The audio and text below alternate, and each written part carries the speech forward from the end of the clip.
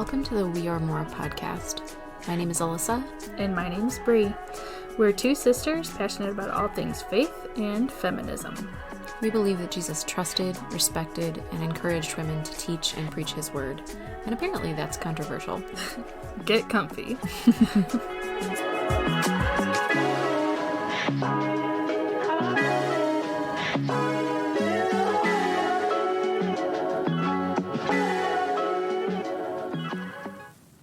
Hello, world.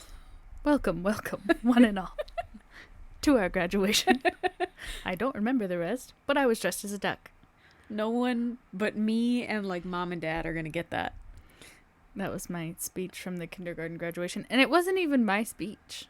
Didn't you get like part of it? Like everybody got a line? I don't know, but I was dressed as a duck. Why? Because I did the little duck part of the graduation. I feel bad for these parents because you think like they want their little kids to be dressed up in their cute little fancy clothes, and they made you a duck. Well, I still had a dress. I took off the duck costume. For the ceremony or like after? No, for the ceremony. I don't really fully remember it, but we did like... We need to move on. You don't think that this is a great hook for people? I'm feeling very overwhelmed. I was five. And I was a duck. You were a duck. I don't remember it either. I can't do as good of a duck sound as I can a chicken. You want to do your chicken? Bree, tell the people about your viral YouTube video. I made a video in college of myself clucking like a chicken, and I think it has like 5,000 views, so I'm pretty much famous. Pretty much. Really, you don't need the podcast. You just needed to make more chicken sounds. That's it. So That's all I needed. I think you should probably find a new life calling. When I was in high school, I worked the set crew of the plays when they did the student show. So it was less important. You know, people were goofing off. I do remember. Backstage, I was clucking like a chicken. And so people in the auditorium were like, why is there a chicken back there? What's going on? I loved the student shows. Those were always so fun. I know. Mostly because we got out of class. Yeah. For like most of the day. Yeah. I snuck people with me who weren't even in the drama department. They didn't want to pay for tickets. I was like, come back with me. I remember, I think probably like half of them I was in, and then half of them I went to see. Mm-hmm. And either way, it was a good day. Yeah, it was a great day. It was like last hour, I think you got out of class. Mm-hmm. Or maybe 2. For the play? It might have been 2. Depends on how long it was. It's true. Anyway. Moving on. 2.5 minutes of nonsense. But frankly, we're doing great if we're 2.5 minutes of nonsense. Yeah, actually, we're very clear and concise and succinct. That's who people think we are. When you describe Alyssa and Brianna, succinct. That's the word. Yeah. People tune in specifically for our succinctness. They just don't love to... We just like to talk, so we started our own podcast. I mean, frankly. No one else wanted to listen to us. So here we are. Talking to the world. Hello, world. I have a week off, and I don't know what day, what time, who I am, what's my name, where I come from, where did I go? Is my name Cotton Eye Joe? I think it is. And you should probably do the dance. TikTok. That's not where my mind went. I was like, Joe, transition. Joe is a man's name. We're talking about toxic masculinity. Obviously, Joe is toxic. Wow. That was a journey. So later when I edit this... You're not going to edit that out, because that is perfect. It is pretty funny. So anyway, today we're talking about... Joe. Any Joes that are listening, I'm real sorry. She has a vendetta against you. So anyway... Today we're talking about toxic masculinity. No. Joe. No. What is toxic masculinity? Can you define it? Because WebMD can. Do you know that when I edit these things, it sounds like I'm splicing things together because we go from cracking up hysterically to one of us becoming really serious. It's not. It's not. It's just us being real stupid. That's alcohol free, ladies and gentlemen. Just for you. Mostly ladies. Except that guy on TikTok. Except that one guy on He TikTok. loves me. Yeah, someone basically proposed to Brie on TikTok. So, updates coming soon. Yes, I'm taking applications. So today, as we go through toxic masculinity, we're going to have a special guest later. Yes, Joe. No. We wanted to talk about toxic masculinity and how it affects women, because we are women and that is the perspective that we can speak from. We also wanted to talk about how toxic masculinity affects men. Mm-hmm. And while we can talk about that like from an academic standpoint, We are not men. we are not men. I hate to surprise you guys. I don't know. I know that sometimes I go by Brian. I am not a man. So later on, my husband Nathan is going to come on. We should ask my future husband, TikTok man. TikTok man. Would you like to be on the pod? So later on, Nathan will be here. We have some questions for him that hopefully he's looking over right now. Did you give them to him? I did. Okay, good. So hopefully he's preparing himself. I'm going to guess he's napping. That's a solid possibility. I'd be napping if Yeah. I weren't here. You might be napping now. I am. I'm sleep talking. So Brie has some definitions for us, yeah? WebMD has a definition of toxic All right. masculinity. And I will tell you what it is now. I'm prepared. You spit on me just now. Good. It's a good thing we're close. What is toxic masculinity? I'll tell you. It is an attitude. I gotta stop. It's an attitude or set of social guidelines stereotypically associated with manliness that often have a negative impact on men, women, and society in general. The ton. I think toxic masculinity, obviously it's popping up worldwide. This is not a It's a very church-specific thing. buzzword Yeah. topic. 2 weeks from now, we're also going to talk about toxic femininity because we think that's super important as well. Less spoken about. Yeah. But for this week, toxic masculinity, I think we see everywhere. I mean, it's all over social media. I think, yes, it's everywhere, but it's such a deeper topic than we give it credit for. Right. Because, like I said, it's a buzzword. So Mhm. if you see, a manly man with a fish the size of Mount Rushmore, and he's like, "Oh, I'm a man," like, oh, that's toxic. Right. But is that toxic or is that just being who he is? Yeah. And when does it become toxic? Mm-hmm. Because it certainly can. Also, I think in the church, we're seeing this so much tied to religion. Like, Mm-hmm. toxic masculinity has woven its way into the fabric of churchmen or Christian men or whatever you want to call them, but men that find themselves in church. And our dad says this all the time. He says that, of course, that attracts a certain kind of man who is maybe not confident in himself, who is maybe not sure of his place in the world, because it tells him you have ultimate power. Mm-hmm. Yeah. Yeah. Go, Dad. And like you said when we were getting coffee for the 14th time in a row, it's all about power. Mm-hmm. Even deeper to define it a little bit, like that's such a good basic definition.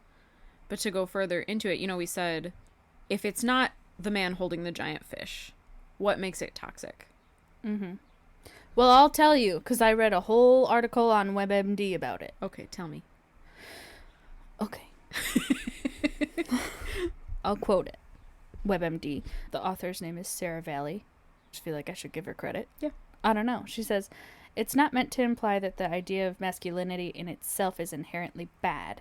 Instead, it's meant to point out that certain behaviors and ways of thinking often associated with masculinity, from mental and physical toughness to sexism and homophobia, have a negative and often dangerous impact on the world. Mm-hmm.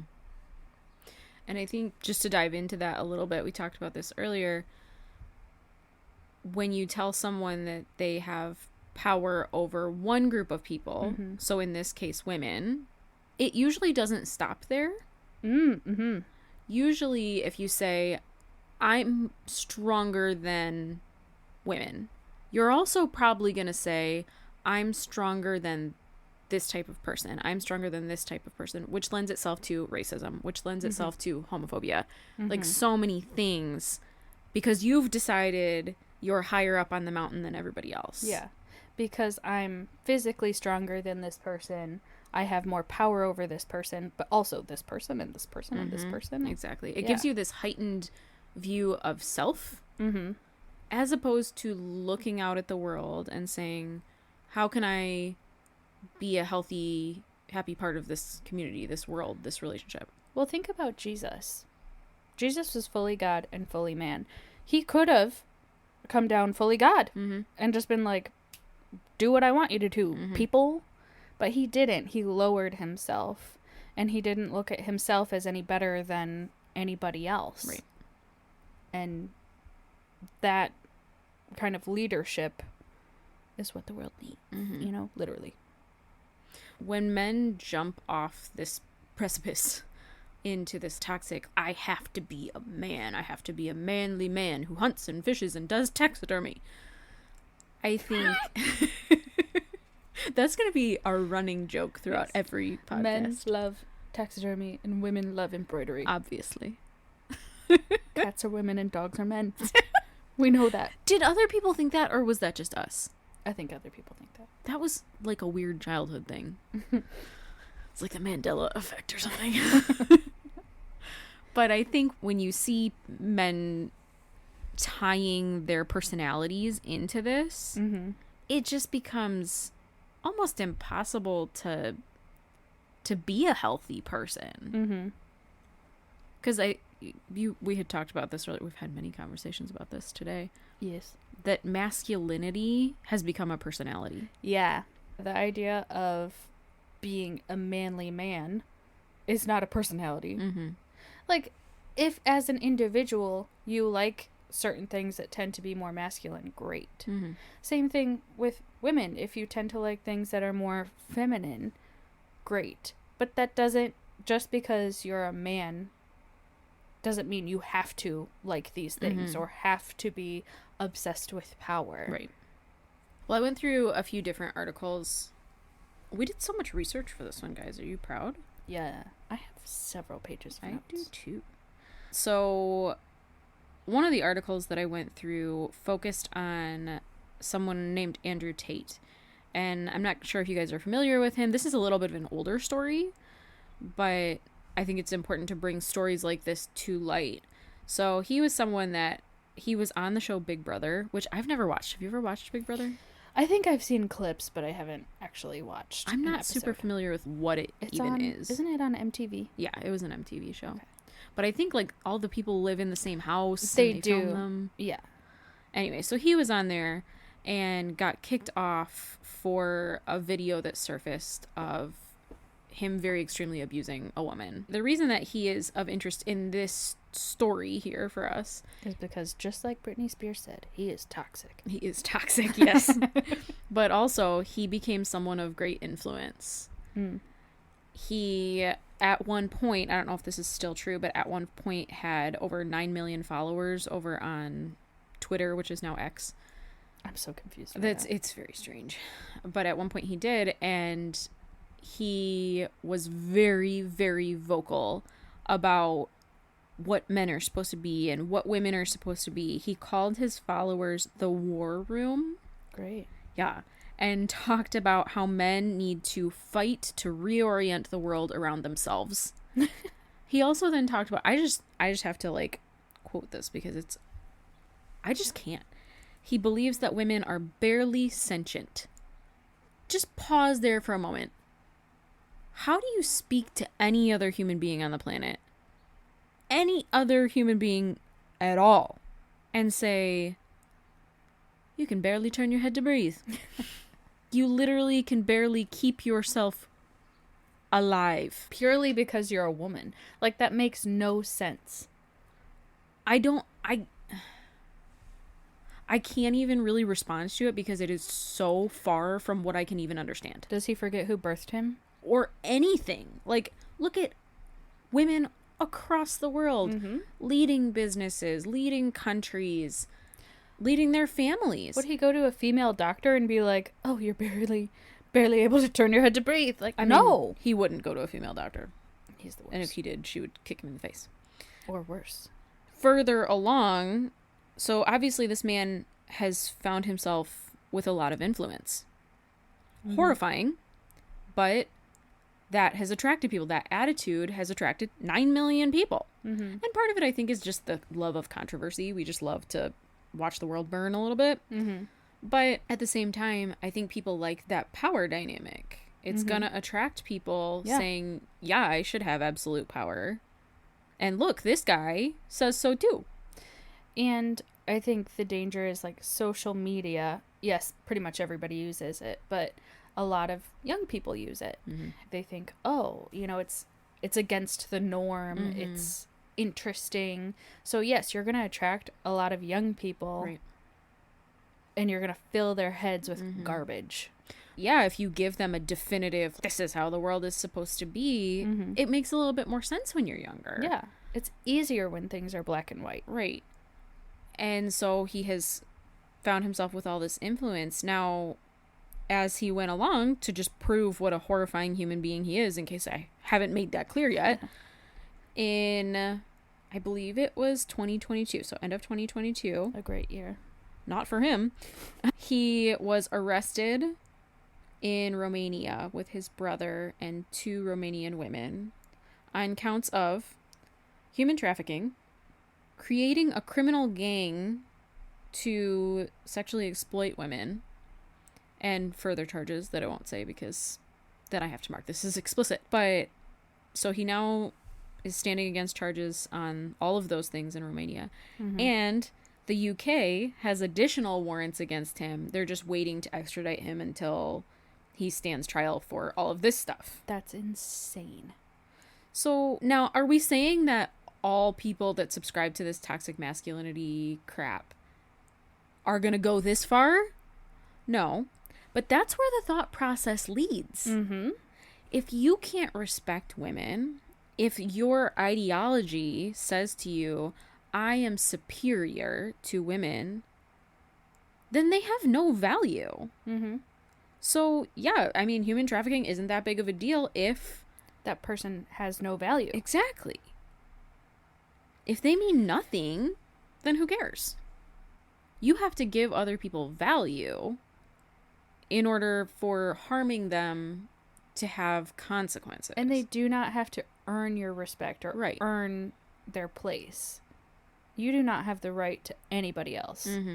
I think that's a really good point that we should bring up. I think men who subscribe to this specifically, it's very much like respect, right? That's the big thing. I think we've mentioned this before in the podcast, but like you'll hear this in churchy circles. Men want respect and women want love, which is utter garbage. I want to be respected. Men also want love. Yeah. Women also want respect. We all want both of those things. Right. As people, we want to be loved and also respected. And you should respect the people around you as people deserving of the same rights as you. And if we're going to talk biblically, the Bible specifically says God created men and women in his own image. Male and female, he created them.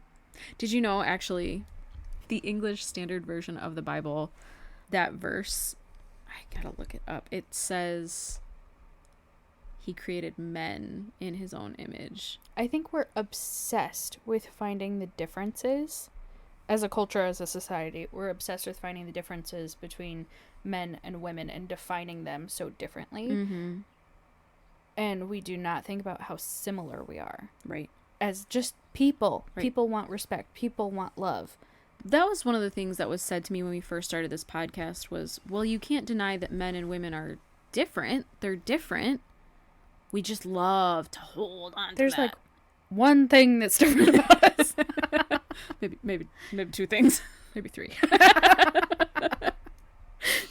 But we're desperate to hold on to that. Men and women are different. We're different. But why? Why? Why do you want that? I can like whatever I want to like, whether it's stereotypically masculine or stereotypically feminine. I can pursue whatever career I want, whether it's stereotypically masculine or feminine. Just in general, because I like doing something traditionally masculine does not make me a man. I'm a woman, and I'm allowed to like what I want to like. Well, when you And I make don't have to like embroidery. Thank you very much. when you make such distinct boxes for people, it becomes very hard to feel comfortable in your own skin. Like, I have a very assertive personality. And I've always said that. And I have struggled with that a lot of my life because I was told that's not what a Christian woman is. And I think we talked about this in our first episode, in our stories episode, where I said I felt out of place in the church because I was a strong, vocal, assertive woman. And that's not what I was told I was supposed to be, because we have these tiny, tiny boxes of what women look like and what men look like. And that leads to toxic masculinity. And think about an amazing God created men and women. Why are we trying to make him smaller? Think about all of creation, what he created. And yet he's going to think of men and women and put them in these little boxes. No, there's so much more to us that we just deny. Yeah. I want to circle back to those translations that I was talking about. So it's Genesis 1:27, and we've talked in the past about the different versions of the Bible and how some of them were written with a lot of this toxic masculinity crap imbued in them. Like, that was kind of the purpose of them. So that's the English Standard Version. So first I'm going to read to you from the New Living Translation, which has a lot less gender bias. It was kind of written in such a way that things were more gender neutral. Inclusive. Yeah. And done because that was found in the original texts. So Genesis 1:27 in the New Living Translation says, "So God created human beings in his own image. In the image of God, he created them, male and female, he created them." Now let's look at that in the English Standard Version. I wish you would. I wish I didn't have to. So then the English Standard Version, same verse, says, "So God created man in his own image. In the image of God, he created him. Male and female, he created them." Gotta love that. And that's confusing for people who haven't looked into multiple different versions or the historical aspect behind when those translations were written. Which one do you believe? Right. But I think we can circle back to, like, toxic masculinity traits, not just violence. There's other things tied to that. Like we said before, homophobia. I have more to say on that. But a need for control, we kind of touched on that. Promiscuity. Being a man means that you can sleep around however much you want, but as a woman, you're not allowed to because your virginity is your greatest gift. And your hair. And your hair. Sorry, Mom. I thought of an idea for a TikTok. We clip together all the times we say sorry, Mom. Do you know how long that will take? It takes forever. There are and sorry, Grandma. We say that a lot. Yeah, we do. Refusing to help with household duties because they think they're beneath them. Right. Risk taking. So stupid. Sexual aggression towards women. We kind of spoke on that. Stoicism.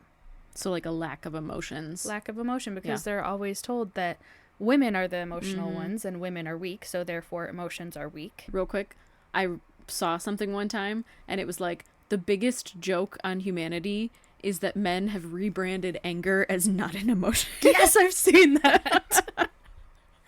In my experience, men are 100% more emotional than women. Well, it's different emotions. It's different. And they don't know how to channel it, and they don't know how to deal with it, whereas women have kind of learned how to deal with their emotions. Well, because stereotypically we teach men to tamp down those emotions.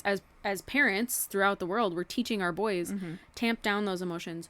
Don't talk about it. Don't feel it. Don't whatever. So then when those emotions come out, they don't have a way to handle them. Whereas for women, we're hopefully, and this is just generalizations, but hopefully we're teaching our daughters a little bit more of how to handle a wide range of emotions. Yeah, like, you're feeling sad. I understand that. let's sit down and talk about it. Let's breathe for a second. The world isn't ending. Whereas, like, men get sad, but then they get angry because they are sad. And they can't tell anyone they're and sad. They throw away all their stuff. Yeah, like, access to, like, mental health services, not as prevalent with men because they don't know how to deal with their emotions. And it's not socially acceptable to seek help. It took me a long time through our marriage for me to be able to talk Nathan into seeing a therapist. And he's really not like this at all, but even not like that, and that's why we want to bring him on later and have him talk about this, is like, men don't go to therapy. That's still running through his brain. They don't believe in therapy. Right. I've heard that several times too. Right. When honestly, I'm telling you, I'm constantly in therapy. I love therapy. And I think it's so good for people, even when you're not going through a crisis. I think that's the best time to be in therapy, because then you can deal with your little day-to-day stuff. You're building a good foundation for when those bigger issues come up. You're able to handle them a little bit easier. Your house isn't going to blow over. So another article that I went through. Look at us reading. I know, I'm so proud of us. Hold on. Turns out we are illiterate.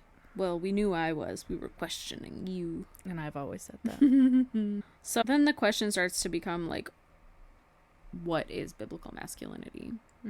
So I read another article, and this was from 2020. So it's a little bit further back, but it was written by a former evangelical pastor. And he was talking about the toxic masculinity that he saw in the world around him, and that he kind of was part of it and has now obviously like moved past that. So in this article, he talks about a conference that he went to, and the speaker was talking about how to grow your church, because, and I've worked at churches, the spaces that I have been in and the pastors that I have talked to, it just is so often about how big can I make my church. So that was what the conference was about, was growing your church, or at least this was this speaker's part of the conference. And the speaker said that in order to grow your church, you need to get more men involved. Because obviously, and he said that churches have too many women. Honestly, there are just so many women. And I've had enough of the embroidery. They're not even focusing. And so he said that about women attending and in key leadership positions. And I'm sure he tried to hedge it a little bit, because you can't exactly say that and be on film. But he went on to argue for complementarianism, gender roles, men being elders, pastors, leaders, you know, as you do. If you haven't heard about these things, go ahead and listen to all the rest of our podcasts. And talked about how women can hold small roles, but that they're not designed to carry the weight of real leadership. Because we can barely turn our heads to breathe. What will we do? So this, and he referenced 1 Timothy 2:12. So this is from the NIV. So we've talked about this before, but it says, this is from Paul writing to Timothy and his church, and he says, "I do not permit a woman to teach or to assume authority over a man. She must be quiet." Now, I'm not going to get super deep into this one right now, because we have talked about this in the past and we will continue to talk about it. But if you are hearing that and you're confused why that's in the Bible, remember that Paul absolutely had women teach and preach, and sent Phoebe off with his book of Romans to teach the Roman church, and had Prisca teaching other men. So listen to our other podcast as well on this, but if this is all you're hearing, please don't be confused. Sometimes translations suck. Translations suck. And also know that a lot of times Paul would quote the Roman rule, and then he would refute it. And a lot of times also Paul was talking about a specific situation. Yeah. So I think historically, in certain contexts, that like he would be talking to a church where, I believe in this context, he was talking to Timothy's church, who had a lot of women who had not been allowed to learn up until this point. And so when they were coming to these house churches, they were very loud and boisterous and asking all kinds of questions, and it was distracting everybody else. And so Paul was essentially saying, like, learn, but learn quietly so other people can learn too. Right. Not all women throughout time, right, but this specific church at this specific time. Because remember, Paul didn't write this to every church. He wrote Right. it to Timothy's church. So if it was correct for every church, then he's leaving the rest of them in sin. And only caring about Timothy's church, apparently. Oh, Timothy. So anyway, the speaker from this article, heading back there, he said that churches are too feminine for modern day men. Brie, we put up too many lace curtains. I told ya. I knew it. I knew it all along. We painted it pink and we weren't supposed to. God's I thought it real was mad. supposed to look like the Barbie's dream house. I'm confused. So essentially he said that churches need to offer tougher, more manly events to attract the men. Leather, cigars, taxidermy. No cigars. Oh, just the smell of cigars. And hunting and fishing, and you gotta kill some stuff. Yeah. So in order to do that, he said you need to embrace a muscular Christianity model. Then going on to say, if you get the men, you'll get the whole family. If you get the women, apparently the family just dies in a river. But if you get the men, the whole family will follow. And this is something that Christian churches actually do still talk about. This is not an uncommon thing, where they say there's a set of statistics that say that if a man comes to church, his whole family will come. And if a woman comes to church, and I don't have the exact statistics, and if a woman comes to church, the family is much less likely to come. Which, at least in our experience, is not true. Not at all true. And biblically, it's not true. You can look at women in the Bible who created house churches. It doesn't talk about their husbands. It doesn't talk about anybody else. It talks about them bringing their family to church. They're being boss bees. Yeah. And on top of that, this statistic that keeps getting quoted, it doesn't actually, like, there's no basis for it. Nobody can find where it came from. It's just something that's been quoted so many times that people kind of think, oh, well, clearly it's true. Yeah. So this speaker said, start up rugged ministries that only appeal to men and their sons. They can appeal to women. Things like eating steaks and talking about men's issues and feelings, but not too much. Not too many feelings. And you should have retreats that only have male speakers that talk about male-based things. And in order to attract these tougher men, you have to make ministries that are cool, tough, and rugged. And this will make men want to be part of the church, and it'll get them saved. Now, I would like to back off of, I know we're like making fun of this a lot, which is what we do as people. But I want to back off of it for a second and ask the question, where did Jesus say that? Like we say all the time, give me a verse. Give me a verse. Jesus never said, in order to attract people to me, you've got to be manly, you've got to kill some stuff, you've got to eat a lot of steak. I think the point of Christianity is that God is the reason that people are attracted to you. That's what sets us apart. Right. That's our little light that we have to let shine. And God does the rest. Well, and who was Jesus? Was Jesus this rugged, intense man? Like, I don't see any evidence of that in the Bible. No, but thousands and thousands of people followed him, and think about even now, people follow him. Well, they say Jesus was the most impactful. Even non-religious people will say Jesus was the most impactful figure in history. One of the things that I wanted to ask is, and this is a little bit like pointed, but I don't care. Have you ever? I know. If you think your church is not like this, if you're sitting there going, oh, well, thank goodness my church is not like this, ask yourself if that's true. Now, maybe from the pulpit, they're not saying, yeah, men are better, men are masculine, and we need to have masculine stuff. But maybe they have ministries that only the masculine men are invited to journey on. Now, I'm not saying that you can't have a men's or women's small group and separate people out like that, because I do know that personally I'm more comfortable opening up and sharing in a group of women. It makes me feel safer. Yeah. So I'm not saying that there's not some place for, a small group, just like you might cater to a specific age group. You might have a under 30 group. Or if you're me, a small group of divorcees. Maybe you do that I somehow was a part of and was not a divorcee. I'm not saying that there's not a place for that, but what does that ministry look like? Does it look like men encouraging other men to be strong Christians who love Jesus and exemplify Jesus? Or does it look like men telling other men to be masculine? Mm-hmm. And we can only talk about XYZ because that's what's on the masculine list. How to get more power. Right. What does it look like? How to be more dominant. Assert your authority. Really analyze that in your churches. I think that's critically important if you're looking for a church, if you are asking yourself if your church is the right place anymore. Mm-hmm. Brie and I have been through a lot of churches. Mm-hmm. And we've had to ask this question a lot. And it's difficult because sometimes you do get involved somewhere and then you realize, oh, hey, I've fallen into the same trap. Yep. Yet the again, same kind of church. I thought this was different. Mm-hmm. Mm-hmm. So I think it's important to ask that question. But then the article goes on to ask if the problem for this toxic Christian masculinity stuff is Christianity itself. Now, I wasn't explaining this very well to Brie earlier, so she got a little confused. So I'm going to try and be more clear. I'm easily confused, so it's fine.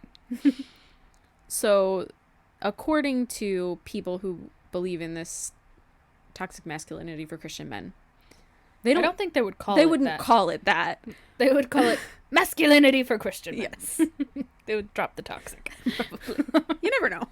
Some of them are a little crazy. But in order to believe that, Christianity becomes a little bit of an issue. Jesus becomes a little bit of a problem. Mm-hmm. Because Jesus didn't exemplify this. And so the author has a quote here from Mark Driscoll, who is a pastor, who I personally didn't know a whole lot about.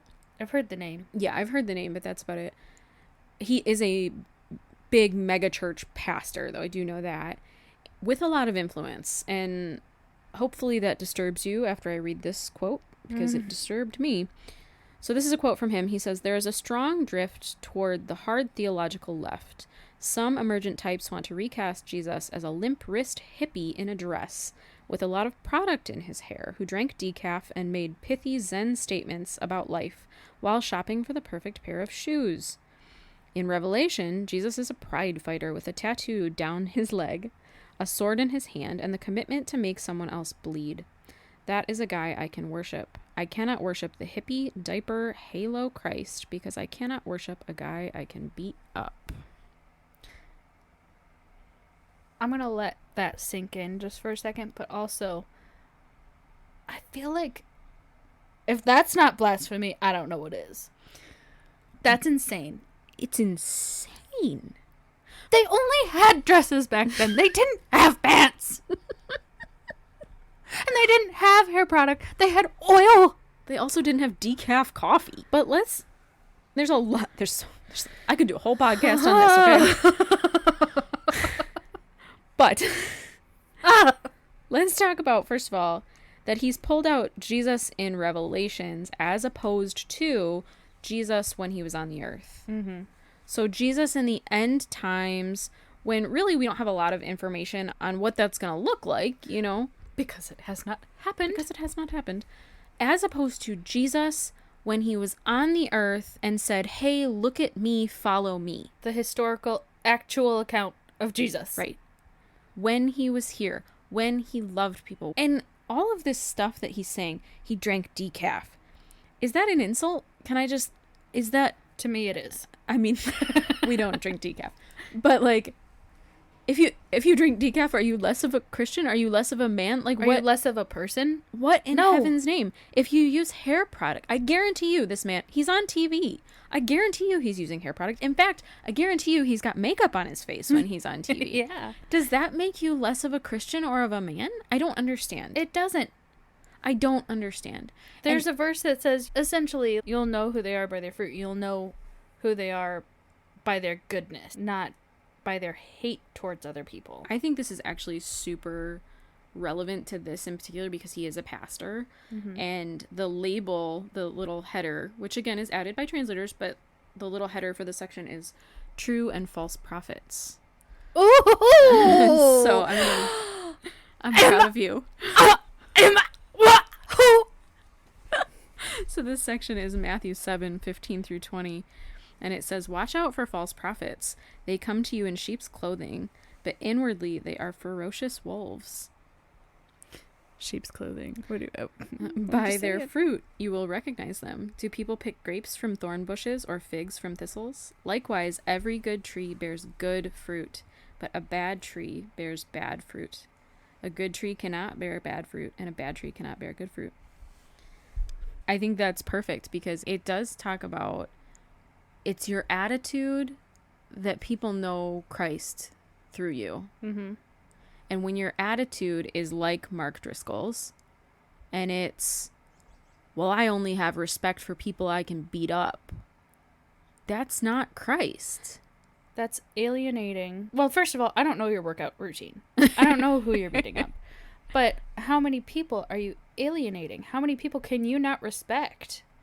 Well, that's what it boils down to, is it boils down to you can't respect anyone that is not physically stronger than you. So then who else don't you respect? Because I'm going to guess most of the biblical characters weren't weightlifters. Are you not respecting Abraham, who did most of his work when he was old? Mm-hmm. Or Ruth, who it's unlikely was super physically strong or had the opportunity to be so? Jesus himself?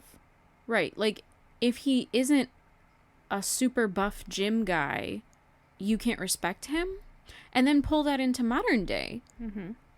So now I assume that this man thinks all women are weaker than him. So just going based off that, not that all women actually are weaker than him, but I feel like I could take him with a shiv. Probably. But going based off of that, of his assumption, now he can't respect any women. Mm-mm. He can't respect any differently abled people. Mm-hmm. He can't respect children. He can't respect anyone that isn't as physically strong as he is. And he's leading how many people? What about the elderly? You can't respect your elders because that's quite literally biblical. So then the rest of this article goes on to talk about, in this perspective, now this isn't what the author thinks, but from this perspective, he said, what do women even do in this view of the world? What is even the point of women other than to pop out babies?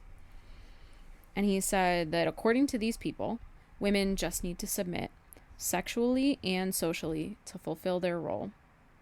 This obviously would make them the happiest if they just did those little things. Obviously. It seems so simple to, not have any personality whatsoever. They also need to hold up their husband's ego. And this is me being a little sassy, but just because he can't hold it up on his own, he might just fall right over. It's a big ego. It needs a lot of people to hold it up. Maybe multiple wives. Maybe. And also that wives need to be well kept and pretty at all times. Because if they aren't, their husbands might be liable to just run off and find someone else who's prettier and lovelier. And clearly that's their fault because they didn't put on enough makeup today. I'm looking at you and I right now. We're not looking great. We're not looking great. I did shower. Proud of you. It's just the whole concept of it. And is this taking it a little far? Maybe.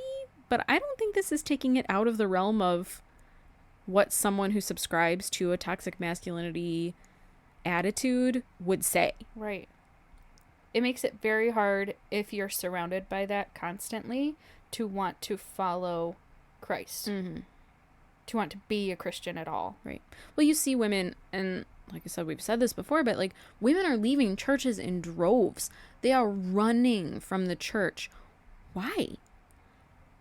Because of this. Because that's the reputation of the church right now, is hate.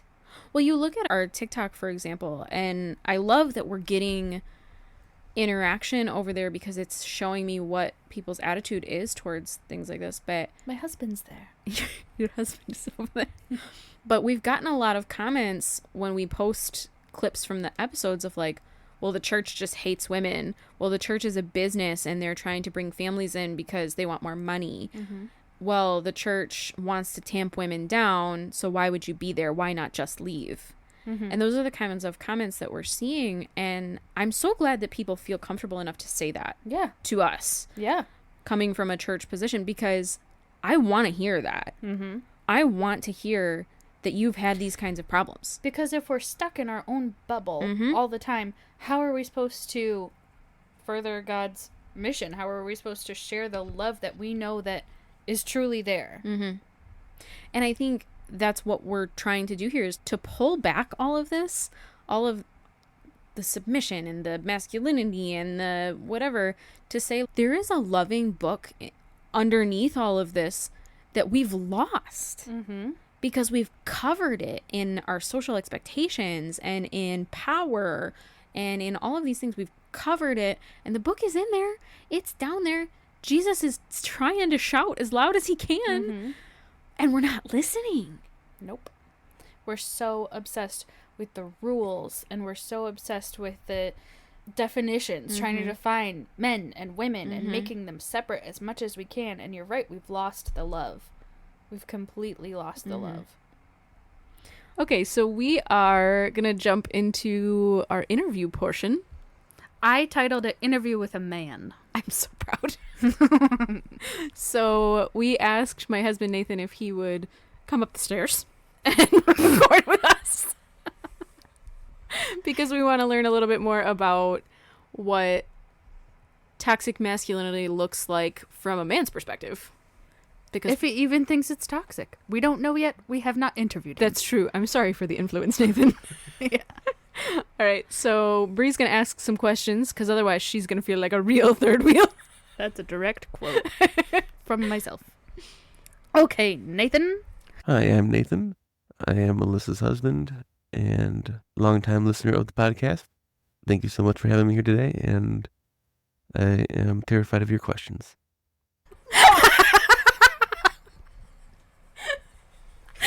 Oh, no. Okay, I'm moving on. What are things you were taught as a child that would make you more manly?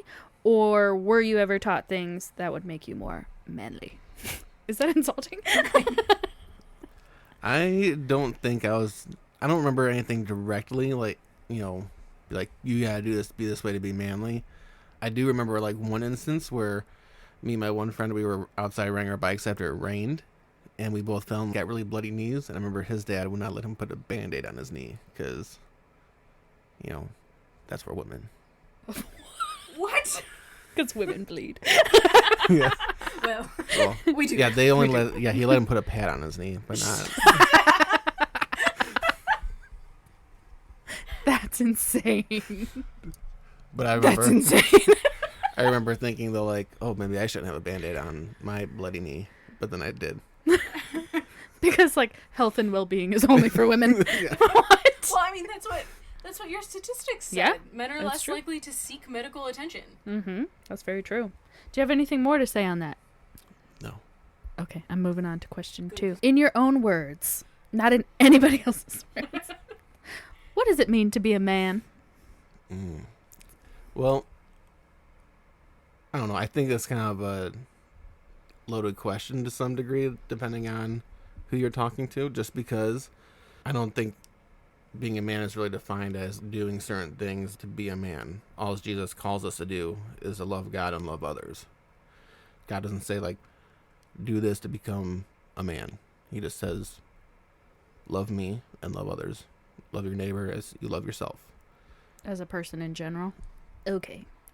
What do you think God wants for men today? I don't think he wants anything specifically for men. To be honest, I think his commandment is to love him and love others. That's all he's asking.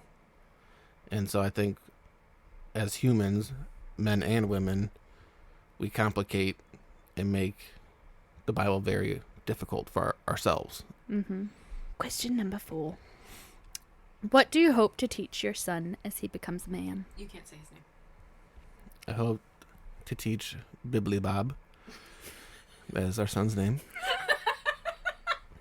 Just to be kind, to love people as they are, and no matter what they might believe, no matter however they choose to live, because that's how Jesus loved them. I don't care what they're doing or how they do it, as long as he's loving them as Jesus called to, then they see God through him by, I don't know what the word is, by telepathically. Just by seeing him. Yeah. I think that's a really interesting statement, though, because you do not think of kindness as traditionally masculine. People aren't taught that men should be kind. Yeah, well, I think our church a couple weeks ago for Father's Day did a pretty good job at talking about that too. Is like, the pastor asked, like, what do you think of, like, when you think of a man? And he showed a picture of Rambo with his shirt ripped off and his muscles being where they shouldn't be and all kinds of things, and then he's like, this is what maybe most of you think of. And then he showed another picture of Mr. Rogers, someone very kind, teaching kids, things like that. And those attributes of being a man might not be the stereotypical view of people. Just to circle back, I promise that we did not name our son Bibbly Bob. However, to all the Bibbly Bobs out there, I'm sorry, I don't mean to insult your name. If your name is Bibbly Bob, change your name. Because that is stupid. That's my grandmother's name. Question 5. If you could go back in time, what is one thing you wish your younger self could know? That it was okay to wear that Band-Aid. I don't know if I have anything honestly specifically that I wish my younger self would know. Because I don't really feel like I grew up in a situation where women were less than other men, like, in the church. I grew up with women speaking in the church. There was women pastors in the church. They all held those titles. I think that's a huge difference in the way that Nathan grew up versus the way that we grew up. Because we grew up primarily Baptist, sometimes like non-denominational churches that are just secretly Baptist anyway. But Nathan grew up more like Assemblies of God churches and in community churches and things like that didn't have the Baptist background at all, right. I would say. So that's a huge difference that we've been talking through a lot lately. Mm-hmm. Yeah, I didn't really know this was a thing. Not even until, like, we got married, probably maybe 5 years into our marriage, like, did we really start discussing, like, this being a divide in the Christian community for ourselves as we were trying to be adults and loving the Lord. Finding one of our millions of churches. Millions. Do you think traditionally Christian men are misunderstood? No. I think men do, they tell you how they feel. Maybe not tell you how they feel, they tell you what they think. I think fairly easily. I just think that instead of listening to others or listening to women specifically, they get stuck in a rut because they're old grouchy man. Well, I think that ties into what we're talking about in this episode for toxic masculinity and saying that when you think you're right on everything, you don't have to listen to anybody else. You don't have to listen to people who are less than you or who you could beat up. You don't have to take those opinions into account. For the most recent church we had just left, something that I can take away from them is if you put men and women in this box and they don't fit in this box, then they're not doing the right thing. They're not being a man. They're not being a woman. You really got to go to the Bible and read and see what is God's box. And again, for the millionth time, love God, love others. Like, those are his 2 greatest commandments. That's all he gave you. And do you really think that being the head of the household, telling your wife what to do and how to do it, is that really loving? Mm-hmm. I would really challenge that. Mm-hmm. Well, in the most recent Bridgerton season, she says, power is intoxicating, and if all you're after is power, then yeah, you're going to be a little drunkard. What are your feelings on the bear analogy? I love bears. Give me the overview on the bear analogy again. So essentially it's asking women, if you were walking through a forest and you came upon something, would you rather come upon a bear or a man alone in the forest? And most, it's hard to say most because I haven't surveyed all the women, but I have asked every single woman and they have all agreed. I can tell you what TikTok says. But a lot of women, a surprising majority of women have said they would rather find a bear in the woods as opposed to a man. Yeah, I mean, I think that can be very true. I think as humans, I think as humans, we can hurt each other way more, whether it's verbally, physically, mentally, whatever that might look like. We have a lot more options to hurt somebody. A bear can just, dead. Yeah, kills you and you're done. All right, I'm going to ask the next question. Were you ever taught to directly respect women? Like, was that something that you were talked to about? Because as women on the other side of things we were taught, this is how you respect men. This is how you respect your husband. This is what they expect of you. Was that something that you were taught kind of on the flip side? And the way that I grew up, no. I would say that conversations that I've had with other guys in my life, friends in my life, I would say for them, yes. And it's definitely was done by their church and what their church believes in this topic. But me specifically, no. What kinds of things would you say they were taught? I mean, that they're supposed to be the ones that provide and take care of things and make sure everybody's good all the time. But I was never taught, oh, I'm the spiritual leader of my household. I never heard that before until last maybe 6 years of my life. The last 5 churches we were at. I think that it's interesting, though, that you say that they are taught not how to respect women, but how to provide for women. Like, we need them in order to exist and survive, as opposed to how to respect us as human beings. Okay, what are your thoughts on toxic masculinity, if you have any at all? I mean, I think it's so messed up to me, it's hard to really put words into it, honestly.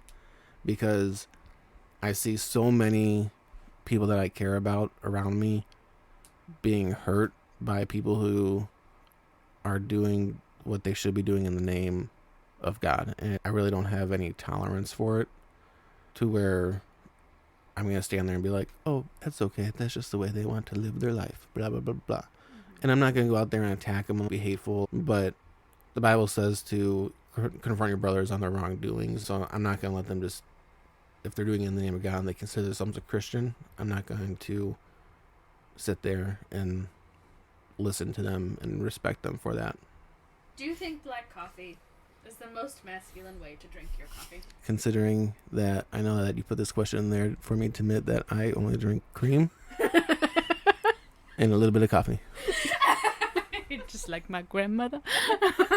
She says I'm very wise.